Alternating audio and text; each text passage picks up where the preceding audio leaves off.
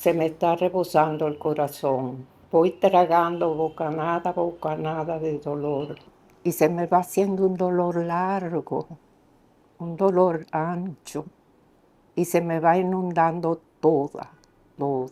Lo siento aquí en el pecho, en las espaldas, en los párpados que no quieren cerrarse, en los labios negados a entreabrirse, en la garganta que se ha revelado y da paso solamente a un grito mudo que me viene de muy hondo, que me llega desde el alma.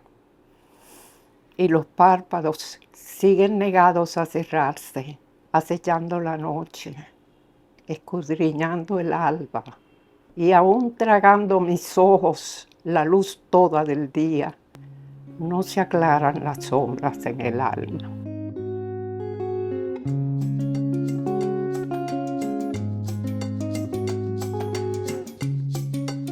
Me lo cuentas tú. Yo soy María del Pilar Amiama, yo soy hija de Luis Amiama Tío, uno de los conjurados del plan del 30 de mayo. Yo soy Eduardo Domínguez Inver, hijo de Antonio Inver Barrera, del grupo de acción que fue al malecón y condujo el vehículo en la noche del 30 de mayo. Mi nombre es Oscar de la Maza, hijo de Mario de la Maza Vázquez, el hermano mayor de los hermanos de la Maza. Participó en los 3 intentos anteriores al 30 de mayo. Yo soy Roberto Bienvenido García Díaz, nieto de Juan Tomás, hijo de Bienvenido y sobrino de Antonio García Vázquez. Eduardo García Michel, hijo de Antonio García Vázquez, que junto con Juan Tomás Díaz y Antonio de la Maza empezó el complot que luego sería el del 30 de mayo en junio de 1959. Yo les agradezco por haber aceptado la invitación a este reportaje, no solo por lo doloroso que debe ser para ustedes revivir estos momentos, sino por hacerlo en un momento en el que se ha tratado de tergiversar nuestra historia con unos documentos que se han desclasificado o que se han publicado y que en muchos medios ha corrido sin contexto. Entre los documentos desclasificados en marzo por el gobierno de Estados Unidos figura un dossier de 64 páginas que detalla la operación MDID, nombre clave con que la Agencia Central de Inteligencia, CIA, bautizó un supuesto plan para descabezar el Trujillato y controlar posteriormente la situación de República Dominicana a inicios de la década de los 60.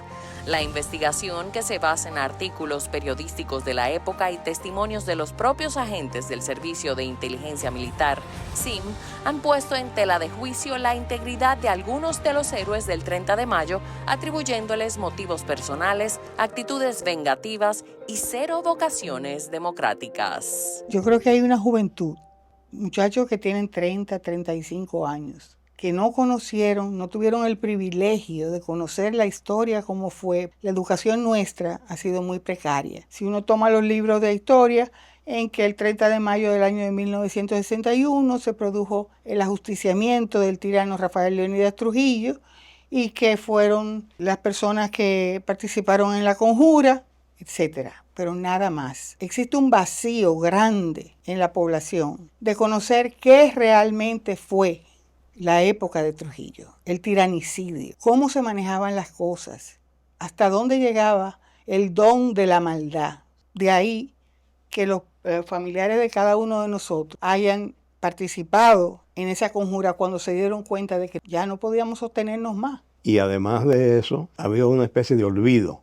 La prensa local, a principios de los años 62, 63, por ejemplo, destacaba la fecha del 30 de mayo en primera página como una noticia del Día de la Libertad, de primer orden. Sin embargo, hoy día apenas aparece una reseña en la parte interior. Eso unido a la falta de educación, que nuestra juventud no lee, porque esa es la realidad, solamente están apegados a las redes sociales, y en las redes sociales circula todo lo que se quiera decir. No leen ni en su casa tienen alguien que lo oriente y le diga, no, eso no Correcto. es así. Decía el general Eisenhower después de la Segunda Guerra Mundial acerca de los campos de concentración, de que eso había que documentarlo porque algún día iban a decir que eso no sucedió. Nosotros todos fuimos a una escuela y nos dieron historia en la época de Balaguer. Balaguer destruyó lo que era la cárcel de la 40, un foco de tortura, ahí se hizo una iglesia,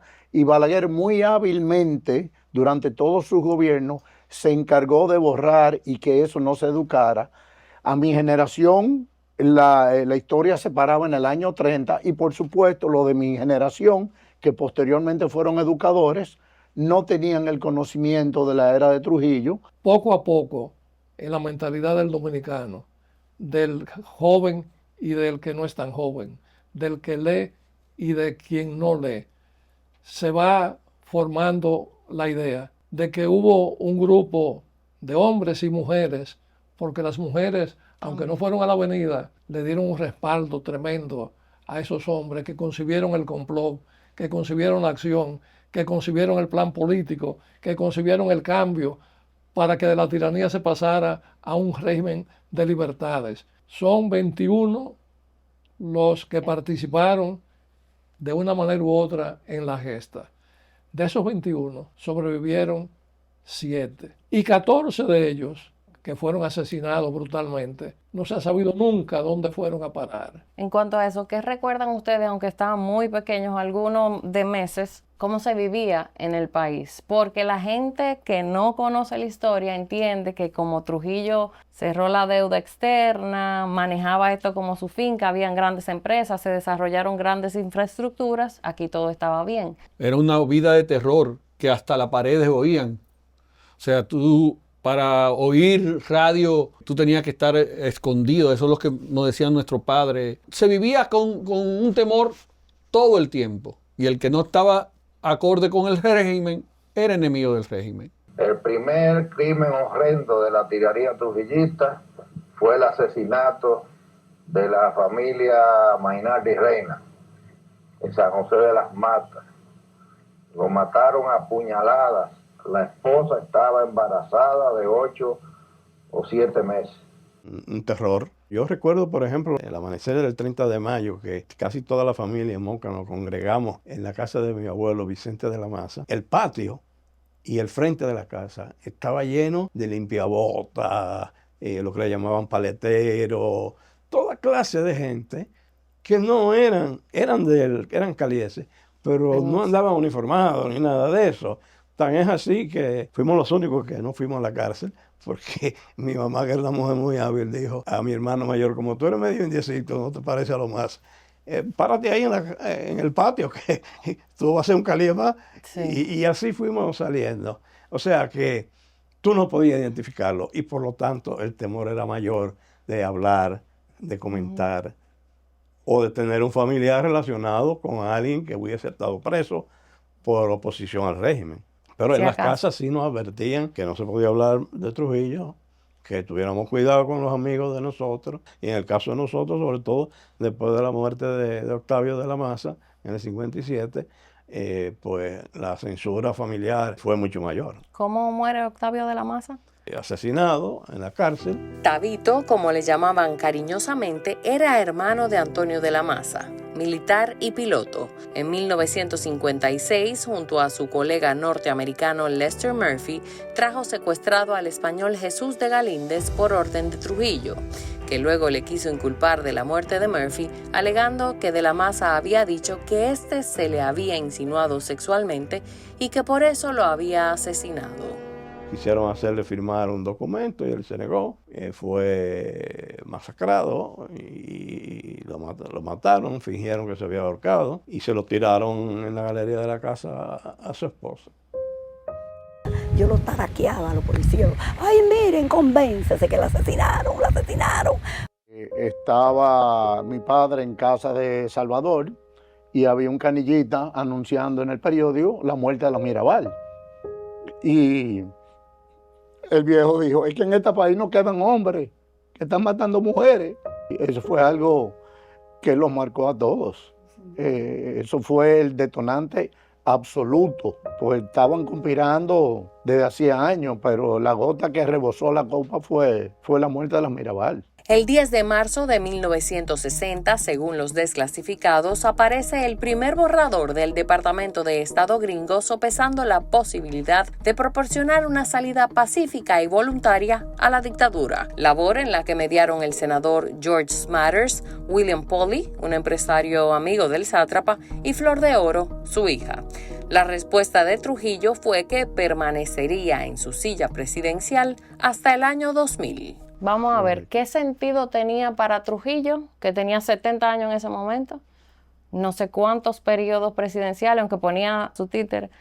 ¿Qué sentido tenía para él que se matara a las hermanas Mirabal? La locura del poder, político, militar, material.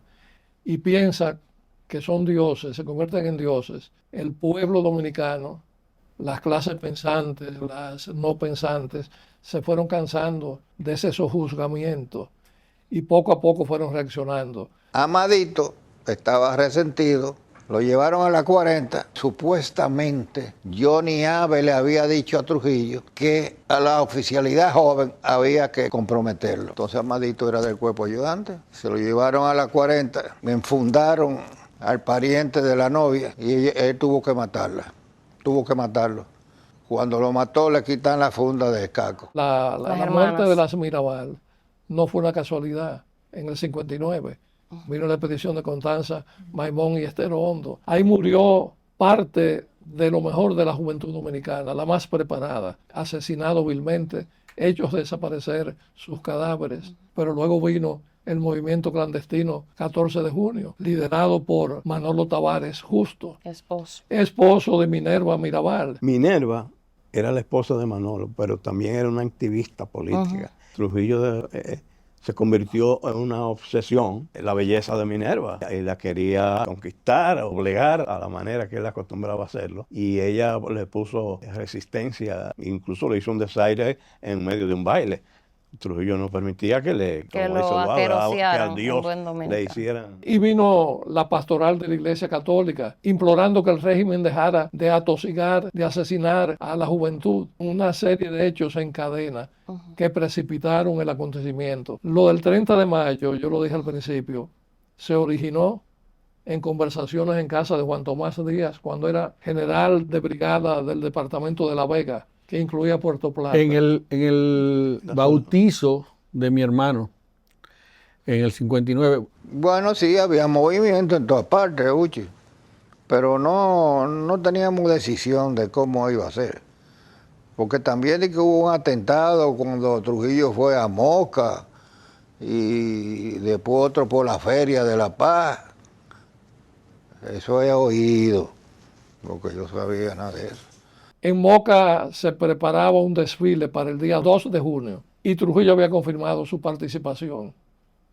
Se había preparado una tarima y en esa ocasión, si no se producía el magnicidio antes, se pensaba entonces, no se produjo porque los acontecimientos se adelantaron. Fue una casualidad que fuese el 30 de mayo. Que no era el 30 de mayo realmente. Era el 31. Era el 31. Pero había una descomposición muy mala. Muy mala, muy mala. Y Salvador daba, porque a una hermana de Salvador, que es monja o era monja, no sé si está viva, le habían metido un foro acabando con la señorita esa.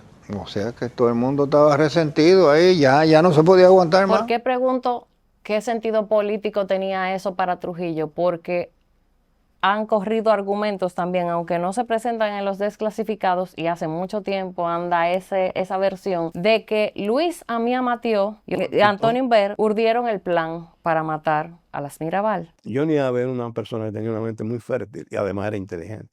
Y él fue el creador de la infamia de Antonio Inver y de Luis Amía Mateo. Comenzaron primero con Segundo Inver, pero se le cayó la acusación porque estaba preso y hubo testimonios suficientes de presos que estaban en la Victoria de que él nunca salió para la fecha. Pero además de eso, Antonio Inver era su director de la cédula y hay testimonio como un sobrino de Julito Jacín, que era el asistente de don Antonio, y dice que don Antonio estaba en sus oficinas. Pero andan versiones incluso que dicen que Antonio andaba detrás de las hermanas Mirabal, que las venía persiguiendo. Hay declaraciones que dicen que había un kepi que tenía las iniciales un de hombre Antonio con un Inver. sombrero, el hombre del sombrero. En el juicio de las Mirabal se demostró y aceptaron que Víctor Alicinio Peña Rivera andaba con un sombrero y en un carro Mercedes-Benz. Pero recientemente Pelegrín Castillo dijo, Ambriori Díaz, que fue el juez de instrucción que hizo el levantamiento de los cadáveres, dijo, no fue Antonio Inver. No voy a revelar nombre, pero había sospecha de que esa operación fue supervisada por un oficial de la Marina de estricta confianza de Trujillo. Y lo de Luis es la misma consecuencia de Antonio. Acuérdate que se tejió la leyenda de que los dos únicos sobrevivientes. Entonces, ¿Se conocían ellos previo a esto? Dice don Antonio que no lo conocía. Tío Antonio y mi papá se conocieron exactamente 7 meses después del ajusticiamiento del tirano Rafael Leónidas Trujillo Molina. ¿Cómo tienes certificación de eso? Cuando ellos salieron, cada uno del lugar en donde habían estado resguardados, porque de otra manera sus vidas hubieran valido nada. Descubierto el complot, Inver Barrera sopesó la posibilidad de esconderse en Haití, pero fue a parar a casa de unos italianos que lo resguardaron hasta que salió en libertad el día de su cumpleaños, 3 de diciembre del 1961. Pero esa casa no la allanaron, para que tú veas, los cabalianos. Yo vi el entierro de Trujillo ahí, en televisión. Fue en casa de Andrés Freites, un representante de la gasolinera ESO, donde conoció a Luisa Miamatió, que días antes había abandonado el closet del doctor Tabaré Álvarez Pereira, donde había vivido por 6 meses. Me lo cuentas tú.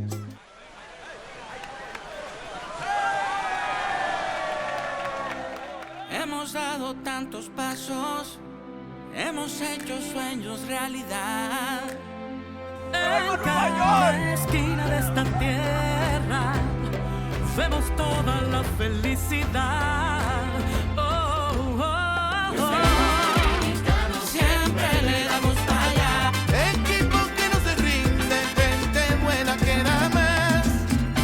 En Banreservas ponemos el corazón en el crecimiento de nuestra gente, comprometidos en todo momento y ocasión en ser el banco de todos los dominicanos.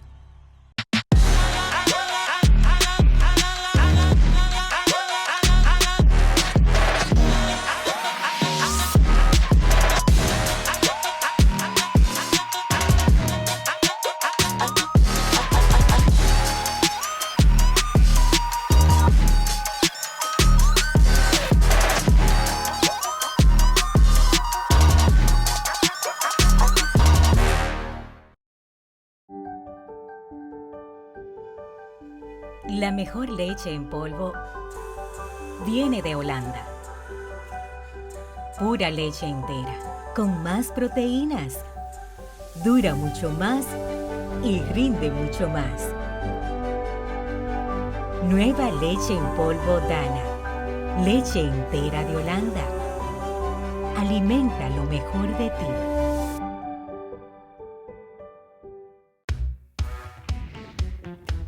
Que si tengo un preferido. Bueno. Emma, te digo, mi preferido es mi plan postpago Altis. El que siempre me da más. Con él tengo una conexión muy especial. Cámbiate a un plan postpago Altis y recibe 75% de descuento por 4 meses y bonos de hasta 15 gigas por 36 meses. Altis, conectados contigo, mamá. Para contarlo llega a ustedes gracias a... Me lo cuentas tú. ¿Alguno de ustedes conocía de los argumentos que ahora salen en el informe de la CIA? Esa es una información bastante conocida, vieja. Víctor Grimaldi hace muchísimos años escribió un libro sobre eso. Bernardo Vega ha publicado cantidad de documentos de eso.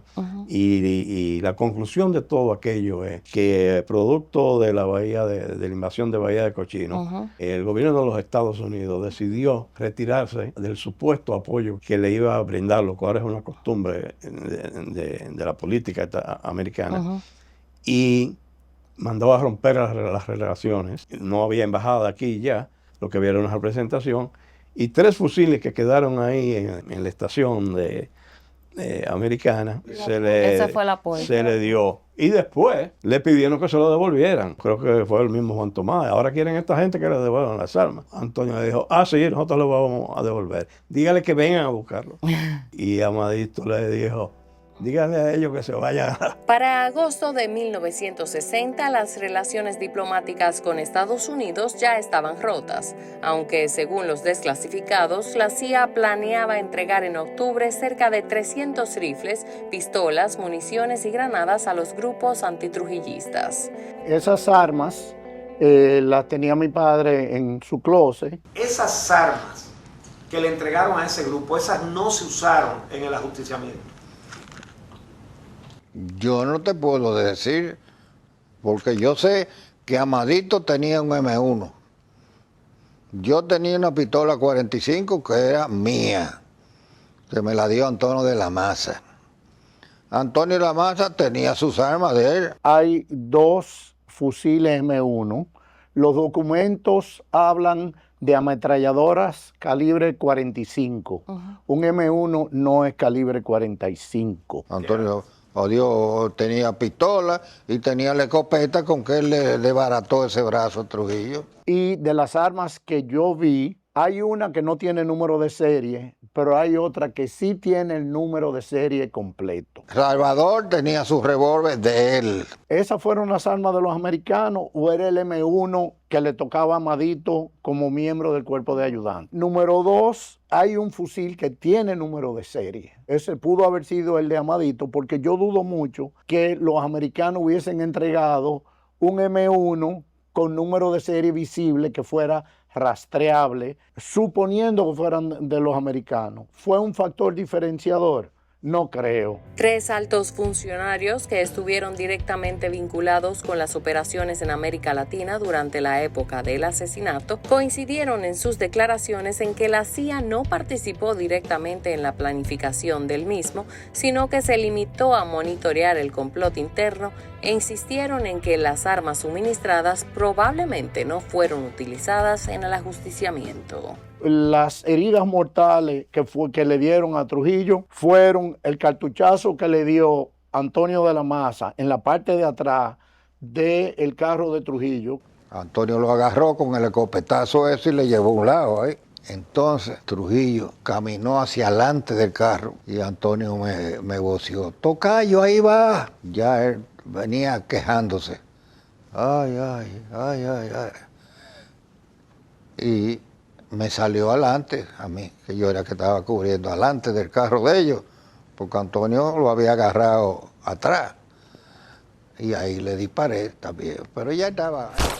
Y eso está en el documento, que como bien dice Oscar, es un documento que inicialmente salió en el año 75 del Church Commission. Las expediciones que vinieron contra Trujillo buscaron apoyo de distintos gobiernos amigos y consiguieron las armas con que aterrizaron aquí en el país los revolucionarios de Luperón, de Cayo Confites, Luperón, 14 de junio. De Cuba.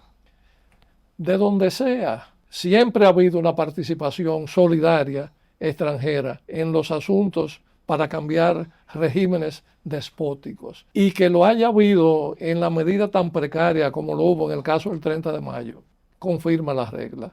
Tenemos el atentado contra Betancur Galíndez y luego el asesinato de las hermanas Mirabal, que se trató de tapar también como un accidente de tránsito. Algunos de ustedes tienen familiares que eran allegados al régimen. ¿Qué creen ustedes que fue lo que le puso la tapa al pomo para que estas personas que tal vez trabajaban bajo el régimen de Trujillo, pero eran allegados a él, se decidieran a que había que matarlo? Es que ningún enemigo de Trujillo se podía acercar a Trujillo. Eran personas allegadas a Trujillo, pero fueron las personas que pudieron darle la libertad a este país. A cambio de nada, porque una de las cosas que más nos podemos sentir orgullosos es que esas mismas personas, pudiendo haber sacado a sus familiares del país, nunca la sacaron. Sus familiares tomaron la misma suerte que ellos.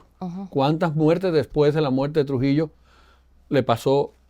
En mi caso, de mi abuelo, un hijo. El informe destaca un artículo periodístico publicado en 1963 que señala que las armas de la CIA eran enviadas por partes entre los cargamentos alimenticios exportados de Estados Unidos para Lorenzo Berry, identificado como Wimpy, un norteamericano propietario del exclusivo supermercado capitaleño con el mismo apodo. ¿Tenían alguno de ustedes o sus familiares conocimiento de que el propietario y su esposa trabajaban como doble agente? El 30 de mayo prácticamente funcionaba como la trinitaria. O sea, tú tienes que el grupo político y el grupo de acción eran independientes, el único eslabón era Antonio de la Maza.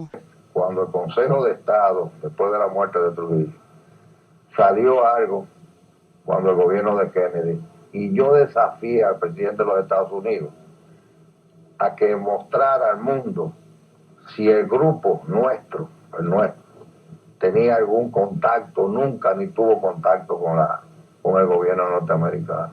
Yo no me acuerdo si en la versión original del informe de Church habla de la ruta de las armas, que posteriormente se supo que era Wimpy, don Tomás Stoker, Severo Cabral. Hubo 3 escalones para que las armas llegaran. Que nunca llegaron al final.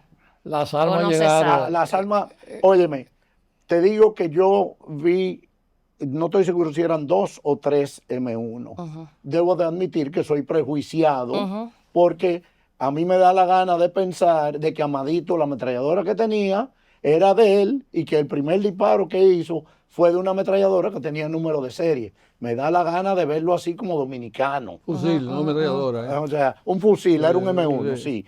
Y en esos mismos documentos habla de machine guns 45 caliber. No eran machine guns, sino eran 45 caliber, documentado. Don Oscar, sigo con usted. Antonio de la Maza se dice que era el único enlace con el grupo político. Y en el informe dice que habían diferentes planes, como ponerle bomba a Trujillo por donde él caminaba. Yo en esa época estaba administrando una industria que se llamaba Mezcla Lista. Y de ahí, con los hermanos Erickson, nos sustraíamos las cargas de explosivos, porque había un plan del 14 de eliminar a Trujillo. Él caminaba toda la noche de la casa de la madre, la Máximo Gómez, hasta la rotonda allá en la George Washington. Pero en eso se descubrió el complot del 14 de junio y agarraron a todos esos muchachos. Después, cuando fuera a visitar al amante, que fue donde se pudo hacer. ¿Por qué la CIA o el FBI dicen que Antonio de la Maza trató de acelerar el plan y que lo hizo cuando ellos decidieron sin esperar la anuencia de los Estados Unidos? Lo que pasa es que era evidentemente de conocimiento general casi que de que había una conjura. Modesto Díaz le mandó a decir a Antonio con Juan Tomás que pararan esto, que esto se sabía por todos lados. Fíjate que él va donde el doctor Valles Viña, que estaba casado con una prima hermana de él, y que era supuestamente la persona encargada, que era el médico de Balaguer, de decirle a Balaguer que si se podía contar con él y eso. Y Antonio va días antes con la excusa de que su hija tenía hepatitis, y al final, que era lo que fue, le dice: ¿tú hablaste con el hombre? Y él le dijo: no, yo no he tenido oportunidad. Y parece que eso lo molestó, no sé. Y se montó en el carro y cogió un fusil que tenía en el piso. Y don Fellito le dijo: Antonio, cuídate, ten cuidado, porque tú sabes que esto ya se sabe bastante. Y Antonio dijo: Fellito, yo soy un hombre muerto. Esto es una misión suicida, vamos a ver cómo nos organizamos. En eso aparece Antonio de la Maza. Y nos dice una noche que ella le dijo: mira, sabemos tres hombres que estamos dispuestos a jugarnos la vida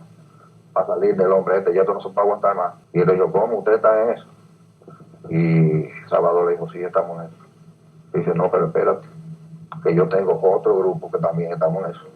Y entonces ahí vino la unión de los dos grupos. Pero nosotros no teníamos contacto con el segundo grupo, el contacto lo tenía Antonio de la Maza. Yo nunca conocí, ni tuve conversaciones con el otro grupo, ¿no? Hasta que felizmente, se llegó la noche del 30 de mayo y el teniente García Guerrero fue a la casa de Estrella Sadalá y nos dijo: el hombre se va esta noche. O sea, que ya era una decisión impostergable. Eso había llegado a un punto de no retorno. Ya habían ido 3 veces a la avenida y no se le había dado. Cuando llegamos a casa de Juan Tomás Díaz no había ni un pollo ahí. Ahí nos dejaron hasta que supuestamente la segunda etapa comenzara. Nos hartamos de esperar. Y a la 1 de la noche me dice Amadito, pero no han llamado por teléfono y nada. Y le digo yo al doctor Durán, pásate por la casa de Juan Tomás a ver qué pasa. Porque ya teníamos como 1 hora y media esperando ahí. Ya no habían curado. Regresa Manuel Durán en su carro. Y nos dice, eso está lleno de guardia y policía. Y me dice, Amadito, nos jodimos. Me lo cuentas tú. ¿Quién soy? Esta es tu casa, nuestra casa, sus espacios, sus paredes, llena de cientos de piezas únicas que nos recuerdan que llegó el momento de un segundo encuentro.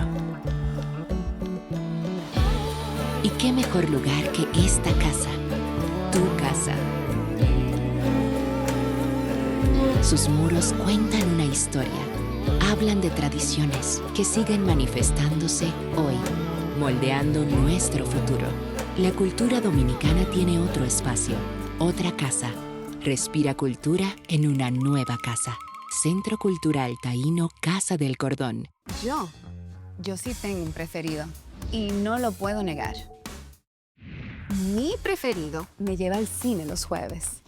100%. Y siempre me regala algo para mi cumpleaños. Y cuando lo llamo me responde a la velocidad del 5G. Visita tu tienda Altis y disfruta de las mejores ofertas para regalarle a mamá. Mi prepago Altis, el más completo del país. Altis, conectados contigo, mamá. You'll have my smile to guide you on. You will never be alone. With my smile to guide you on. Mamá.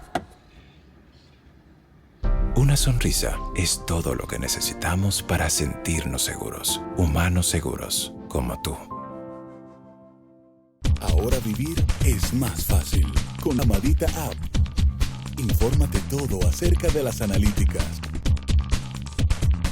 Autoriza tu seguro. Paga. Busca la sucursal que más te convenga. Toma tu turno. Almacena tu historial de pruebas para que no te detengas e interrumpas tu vida. Descárgala.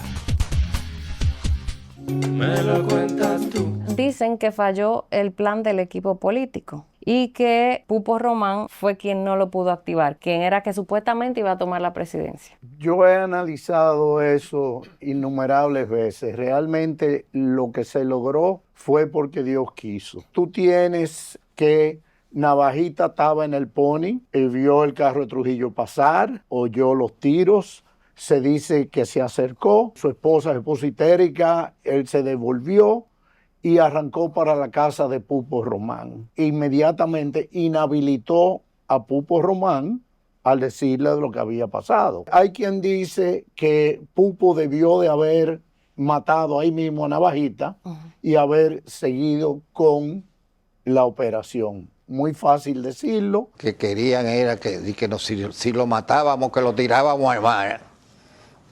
Que yo dije, mierda, coño, pues ellos si lo matamos se lo vamos a llevar ya. Entonces abrí el baúl del carro y entre los que estaban ahí, lo agarraron y lo jondearon dentro del baúl del carro. Y entonces cogimos para acá para llevárselo a la casa de Juan Tomás Díaz. Eso conllevó a que tío Luis Amiama con Juan Tomás se pasaron la noche dando vueltas, inclusive buscando a Pupo, inclusive fueron a buscar a don Vivín Román, que estaba jugando póker en casa de don Bosico Bonetti, que a don Vivín pagó con su vida. O sea, la cantidad de muertes directas e indirectas como consecuencia de esto es increíble. Y a final de cuentas, tú te pones a analizar fríamente y para que el grupo político hubiese tenido éxito, tenían que haber matado por lo menos a 7 personas más. A Balaguer, a Negro, a Petán, a Johnny Abe, a Navajita. En conversaciones con mi padre, yo le decía a él, oye, a final de cuentas, ustedes lo que eran unos malditos locos. Como yo estaba herido y Amadito, Salvador y Antonio, no, en lo que aparece la otra etapa, ustedes hay que llevarlo a curar a donde un médico. Y me dicen, ¿usted tiene algún médico de confianza? Digo, sí, un primo mío, Manuel Durán Barrera. Vean acá, ustedes no tenían un plan B, un plan de escape, y él lo que te decía era, si lo teníamos, no lo íbamos a hacer. Realmente eran unos hombres hechos de un material muy especial. Que ya no hay de ese molde. Que ya no hay de ese molde, pero tú te pones a analizar fríamente la probabilidad de éxito de esa operación y era prácticamente nula. El fin que los motivó, se consiguió, que era eliminar al Sátrapa. sátrapa. Porque hoy nosotros estamos haciendo esta entrevista por lo que pasó un 30 de mayo de 1961. A los 2 días que ya habían agarrado al doctor Durán, yo le dije a la doctora de los Santos, que era cuñada del doctor Durán, y yo le dije, Gladys, yo me voy de aquí. Dice, pero tú estás loco. Digo, ningún loco. Desde que empiecen a torturar a Manuel Durán, va a decir dónde me dejaron. Me buscó un sombrero y unos espejuelos. Y digo, ahora, ella manejaba su carro. Llévame. Dice, ¿pero para dónde? Digo, no, yo no te voy a decir a ti para dónde es que yo me voy a quedar. Y en la Benito Monción, en la esquina de la Benito Monción, ahí le digo, párate ahí. Fíjense como en cada una de las declaraciones de tío Antonio, que nunca hay contradicciones. Y en una de ellas había algo significativo.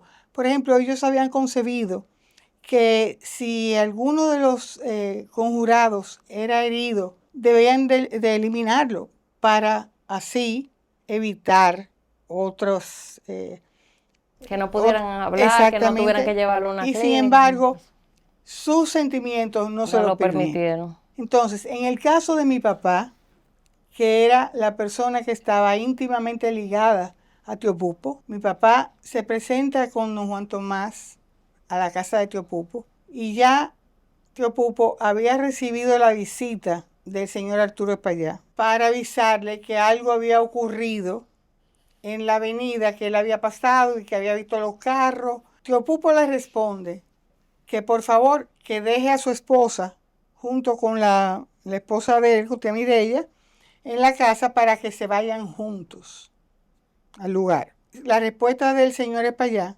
es que su esposa está muy nerviosa y que él tiene la necesidad de llevarla a su hogar.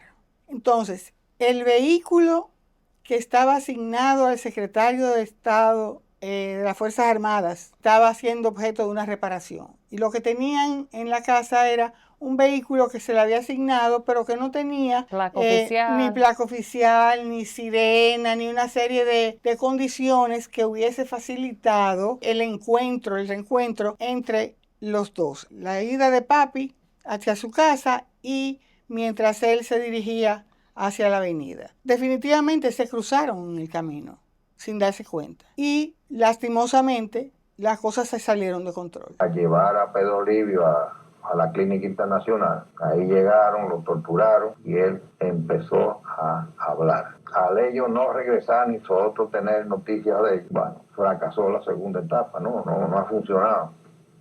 Entonces Amadito me dijo, vámonos de aquí porque si han cogido a los otros compañeros de nosotros, ellos van a decir que nos trajeron aquí. Aquella famosa historia de que un doble traidor no existe. Si hubiese sido así, no hubiese habido un 30 de mayo, porque Pupo Román conocía el plan del acontecimiento que se iba a orquestar con mucha antelación, primero, y hubiese sido muy fácil para él ganar méritos con el generalísimo, con tan solo decir quiénes estaban involucrados. Y por el otro lado, sufrieron, él quizás no tanto, porque ofrendó su vida, pero todos sus hijos y sus nietos después pasaron horrores. In the first skirmishes for power in the Dominican Republic after the assassination of dictator Trujillo, his son Rafael seems to be top man. He has assigned aging playboy Porfirio Rubirosa to seek support for his regime in the U.S. He blames his father's death on a desire for revenge by General Juan Diaz, who was subsequently slain. Vamos a la página 55 y 56 del informe, que es el famoso fragmento que se propagó sin contexto, que son las declaraciones que dio Clodoveo, que era un torturador de la 40, miembro del CIM, donde dice: inmediatamente luego de la matanza, los asesinos se juntaron en la casa de Juan Tomás Díaz. El doctor Robert Reed Cabral fue llamado para tratar a los heridos más graves. Para que el doctor no revelara sus identidades, el general Díaz lo obligó a refugiar en su domicilio a 4 de ellos: él, Antonio de la Maza, Salvador Estrella y Roberto Pastoriza. Los demás asesinos estaban en otro lado. La dispersión y el pánico se desataron pocas horas después. Ellos estaban tan seguros de que iban a ser héroes nacionales que no hicieron ningún plan de escape. De la Maza llamó a la esposa del Dr. Reed y pidió a este que saliera de la habitación, donde luego la agredió sexualmente en presencia de sus compañeros. Aquello causó una fuerte repulsión, provocando que tanto Pastoriza como Estrella abandonaran el lugar en medio de confrontaciones casi armadas. ¿De dónde salen esta declaración y qué usted tiene que decir al respecto? Salen de su mente, de la mente de él, no, de la Johnny Abe, de la mente fértil y de una persona enfermiza, porque todos los miembros del CIN tenían que ser personas enfermas mentales para hacer las cosas que hacían y el tipo de tortura que infligía. La primera mentira no es contra Antonio, la primera mentira es contra Juan Tomás. Que dice que Robert Reed, ¿sí?, fue a la casa de Juan Tomás a curar a un herido, llamado por uno de los conjurados, cuando la realidad es que quienes llevan a Pedro Olivio, que era el herido, a la clínica nacional son el doctor Bienvenido García Vázquez, el tío de Eduardo, y Marcelino Vélez Santana. Pero además de eso dice que Juan Tomás no permitió que el doctor Robert Reed se fuera, sino que lo amenazó para que le diera acogida en su hogar. Que prácticamente lo secuestró. Eso queda fácilmente demostrado, los hechos, porque hay una carta del doctor Marcelino Vélez Santana que dirigió al periódico La Nación el 10 de diciembre de 1961, porque ellos bajo tortura dijeron que lo habían coaccionado y que fue una combinación de él y Salvador Estrella, porque el interrogatorio, quiero que se sepa, eran bajo tortura. El fiscal Lolito Tejeda tenía una ametralladora Thompson, calibre 45, casi amarrada en un brazo. Y lo primero que hacía antes de que hablaran era meter en el cañón en la boca. Fíjate bien lo que tú vas a decir. Entonces ellos combinaron, mira, para proteger a los esposos Reed Fernández, vamos a decir esto.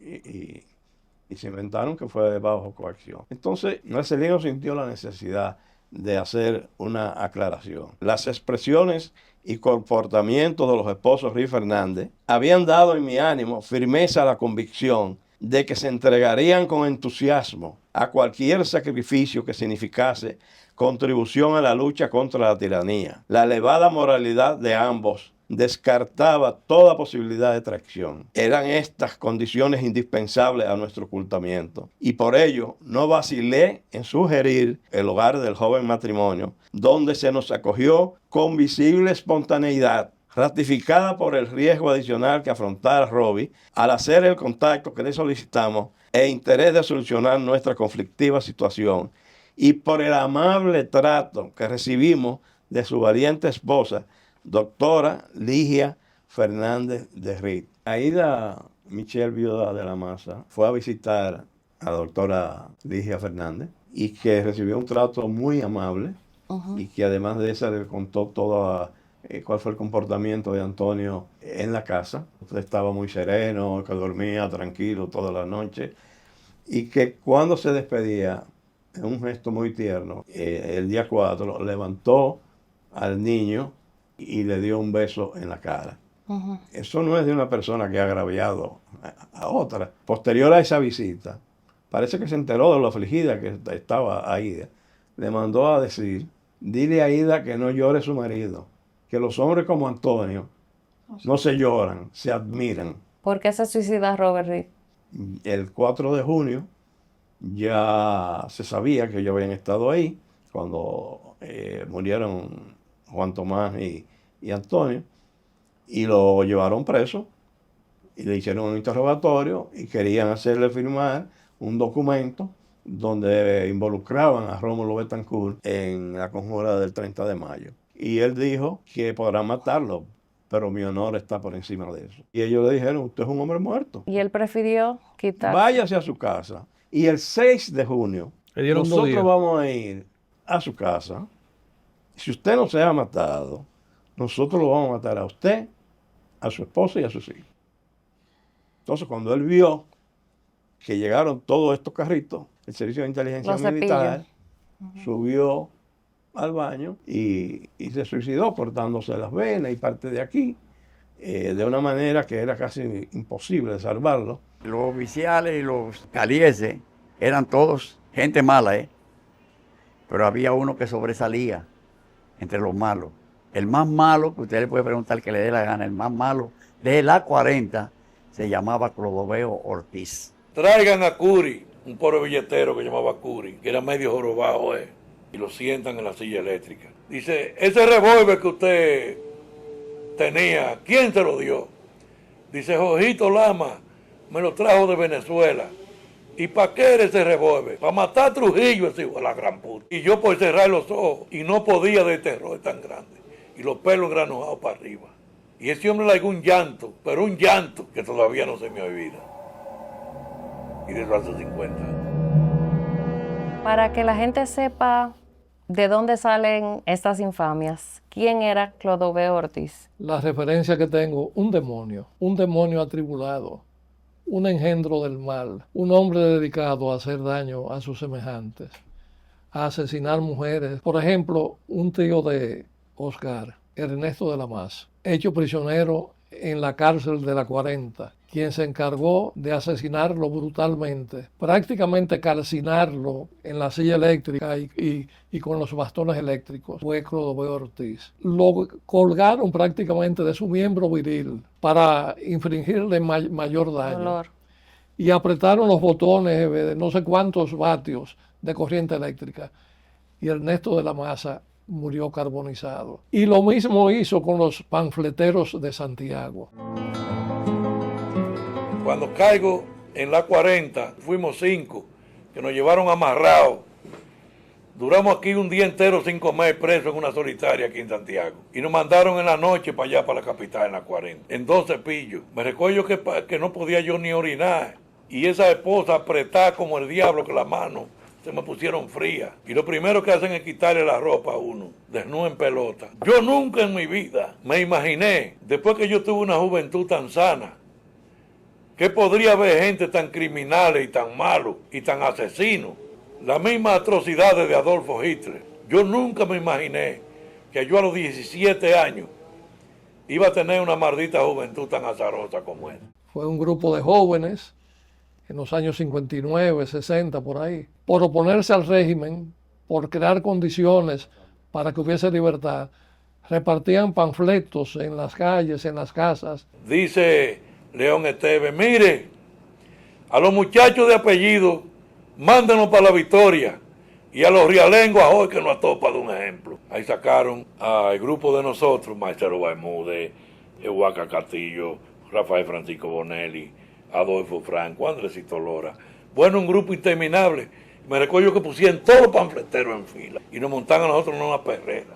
Nos montaban en una perrera cuando eran como las 2 de la mañana y nos llevan para la Victoria. Cuando yo oigo esa puerta que sonaba, ¡bim, brum!, digo, muchachos, están fusilando a todos los compañeros de nosotros. Porque eso es una vaina que era un terror. Pero un terror. Fueron apresados, torturados y asesinados. ¿Dirigido por quién? Por ese señor Clodoveo Ortiz. Los últimos 20 jóvenes que asesinaron, una gran parte lo electrocutaron en la silla eléctrica y los que quedaron vivos lo mató él personalmente a puñaladas Era famoso un puñal que usaba en la cintura. Y un famoso teniente Colón era el que se encargaba de descuartizarlo y meterlo en saco y tirarlo en un camión para irlo a tirar al mar, que era la norma, la costumbre de esa época. Eso parece a las narraciones de la época de Hitler. Y también una gente sometida, por ejemplo, que si le cosían los ojos vivos, le sacaban las uñas vivas, ahí uno dice cualquier cosa, yo poniéndome en esa posición. Uno canta lo que sea, aunque sea mentira. Claro. Lo que debemos de hacer todos es no cometer el error de darle el gusto a los neotrujillistas, a Ramfi Domínguez Trujillo. Ustedes que están en los medios saben que lo que andan buscando es buscar cámara. Incluso, entonces, precisamente, como decían los nazis, repite una mentira 1000 veces y se convierte en una verdad. Para que más nunca, que ustedes son los llamados a preservar la libertad y los derechos que nos da Dios en el país y de ser dominicanos, que se vuelva a instaurar nada similar a lo que padecimos. En realidad todavía aquí no se ha querido salir a la luz pública todos los crímenes y las barbaridades que se cometieron. Decía Churchill que nunca tantos le debían a tan pocos una deuda tan grande. Y eso es lo que los dominicanos le debemos a todos aquellos que, fíjate, como dijo Eduardo García Michel anteriormente, la gran mayoría pagaron con sus vidas. De los de la masa, a ustedes lo borraron por completo. Sobrevivieron, además de Antonio Inver y de Luisa Miama, Antonio García Vázquez, que es mi padre, Bienvenido García Vázquez, que es el padre de Roberto, Miguel Vicier Romero, que fue quien guardó las armas, los 3 fusiles M1, las escopetas y las recordó, Manuel de Ovín Filpo, se me olvida alguien. Severo Cabral. Y Ángel Severo Cabral. De los 21 que sobrevivieron 7. Hubo una confusión porque el régimen, a pesar de esos mecanismos de presión y de torturas que tenía para sacar información, no fue eficiente para determinar quiénes en realidad integraron el complot. Identificaron a la mayoría. Y en realidad de los 7 que sobrevivieron, 5 estuvieron detenidos, pero no como participantes, sino como familiares o relacionados. ¿Cómo quedaron ellos mentalmente? ¿Cómo fueron sus vidas post el ajusticiamiento de Trujillo? Yo te puedo decir que mi padre dormía con una 45 debajo de la almohada. En el 67 le hicieron un atentado que, dependiendo de la perspectiva que tú quieras ver, una era que Balaguer lo quería quitar del medio, otro era por un encargo de Ramfi. El asunto está que él no estaba para morir ese día, le pegaron 7 balazos y sobrevivió. Dios me dio la vida que me salvó de eso. Y no me interesa saber quiénes fueron y quiénes participaron ni nada de eso. Y posteriormente, su vida pública. En el 70 se cayó el avión, que siempre quedó la duda si fue sabotaje porque pensaba que él iba o no. ¿Fallecieron quiénes ahí? Dilo tú. Tu mamá, su tía y su prima hermana. O sea, él perdió su esposa, su hermana y su hija. En minutos. Mi padre jamás volvió a ser el mismo. Mi papá era odontólogo de profesión, jamás pudo volver a ejercer. Y en la espalda de mi padre lo que tenía era un mapa. Mi papá, según me cuentan, lo tiraron por muerto de la tortura que le hicieron. Yo no te voy a decir que tenía pesadilla, pero realmente no tenía conocimiento de lo que él, cómo era antes, pero los que lo conocieron antes sabían que después no pudo ejercer, que era su profesión. En la morada de los esposos Tabaré Álvarez y Josefina Gautier, Amia Mathieu sobrevivió durante 6 meses detrás de una falsa pared dentro de un closet del que únicamente salía en las noches cuando le llevaban la comida y los periódicos del día. Desde allí escribió una carta a su esposa Nasima para que de alguna forma le pudiera explicar a sus 3 hijas el porqué de las cosas. Yo te aseguro, mi Nasi querida, que bien no sé cómo pasé este último año de mi vida hasta producirse los sucesos del 30 de mayo. Me parecía como si permanentemente una lejana voz me acusara de no haber hecho nada para librarnos de la tiranía. Me lo cuentas tú. Yo sí tengo un preferido y no lo puedo negar. Mi preferido me lleva al cine los jueves. 100%. Y siempre me regala algo para mi cumpleaños. Y cuando lo llamo me responde a la velocidad del 5G. Visita tu tienda Altis y disfruta de las mejores ofertas para regalarle a mamá. Mi prepago Altis, el más completo del país. Altis, conectados contigo, mamá. Llegó la nueva Garcita Chips. Llegó la nueva Garcita Chips. Crujientes chips de arroz en 4. La nueva Garcita Chips, crujientes chips de arroz en 4 sabores, hecha con ingredientes naturales, arroz integral y libres de gluten. Ahora sí, disfruta del snack que no podrás parar de comer. Garcita Chips, adictivamente saludables.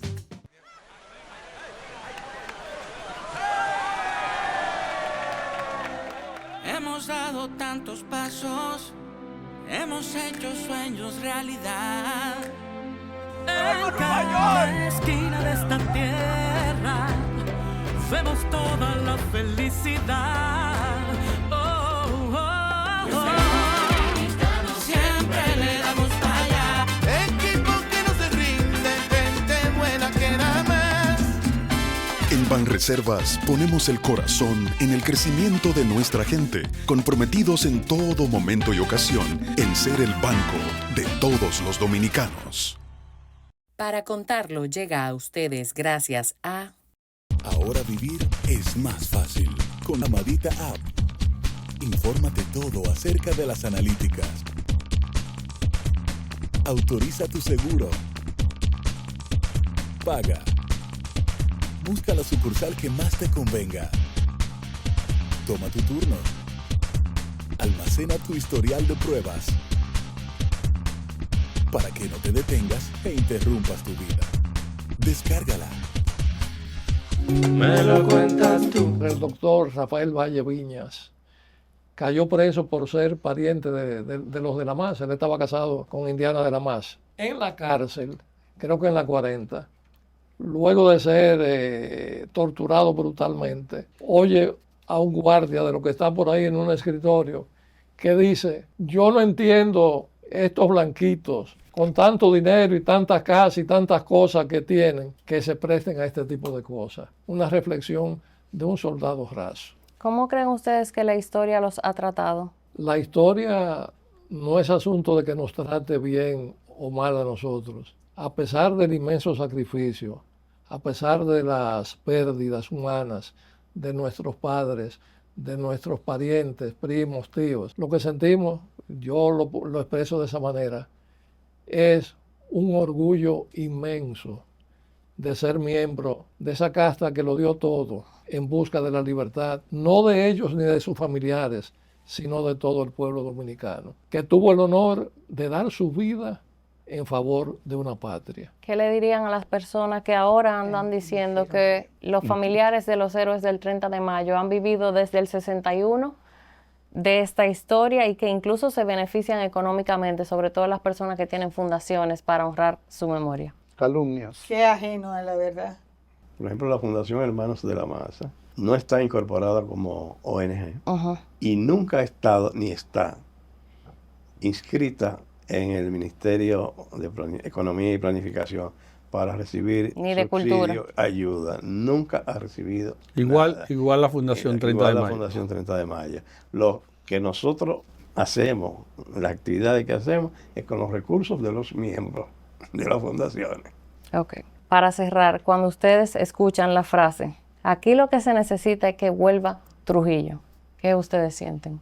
Obviamente con Trujillo jamás, pero los países evolucionan y necesitamos fortalecer la institucionalidad y el cumplimiento de las leyes. Lo hemos ido haciendo, pero creo que tenemos que profundizar eso. Y cuando lo logremos, podríamos decir con satisfacción, la segunda parte del plan del 30 de mayo acaba de ser cumplida. Pilar. Excelente su respuesta y yo me identifico plenamente con ella. Yo añadiría que lo que debemos de fortalecer, que creo que fue por donde empezamos, es el tema de la educación. Lamentablemente estas generaciones no saben lo que fue esa dictadura y precisamente por ignorar, por desconocimiento, saltan con ese disparate. Lo que dijo Oscar, yo me levantaba a los 30 de mayo y yo veía los periódicos, por lo menos los periódicos. Hoy en día ni siquiera los periódicos. Y eso se ha dado, no ha sido fortuito, ha sido un plan elaborado por los gobiernos de la época hasta esta época, que por primera vez un presidente dominicano, cuando salió el licenciado Luis Abinader, declara de nuevo el Día de la Libertad. Yo espero que de ahora en adelante se dé a conocer realmente qué fue lo que pasó el 30 de mayo para no volverlo a repetir. ¿Y qué fue jamás. lo que pasó en esos 31 años? En 31 años. Para no volverlo a repetir jamás. Don Oscar. Decir eso es una demostración de ignorancia y de no tener conocimiento de la historia.